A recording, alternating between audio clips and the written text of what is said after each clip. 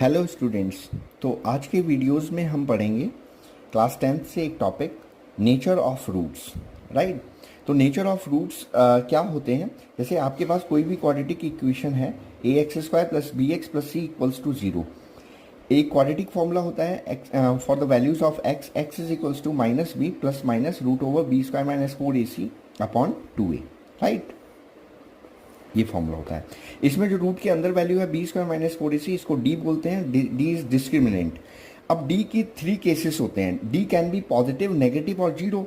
तो अगर d positive है मतलब d is greater than zero, तो आप बोल सकते हैं roots are real and distinct. दो अलग अलग अनइक्वल रूट्स निकलेंगे लेकिन रियल होंगे, वेदर इरेशनल और रैशनल। अब इरेशनल और रैशनल कब होंगे?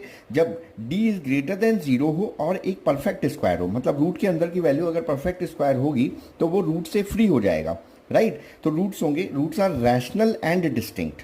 Correct. Roots are rational and distinct. और अगर d ग्रेटर देन जीरो है but not a perfect square, मान लो b² माइनस 4ac का जो वैल्यू है वो है 2 है या 3 है या 5 है, कोई परफेक्ट स्क्वायर नहीं है, तो roots are irrational and distinct roots बनेंगे। राइट। और अगर d का वैल्यू जीरो हो जाए, d is equals to zero, then roots are real and equal, two equal roots बनेंगे। बिकॉज रूट से ये x की वैल्यू फ्री हो जाएगी, रूट का कोई भी टर्म नहीं रहेगा, जीरो हो जाएगा। तो minus b by 2a and minus b by 2a are two equal roots. और अगर d लेस देन जीरो हो तो रूट के अंदर वैल्यू अगर नेगेटिव आती है तो ये इमेजिनरी वैल्यू कहलाती है। ठीक है।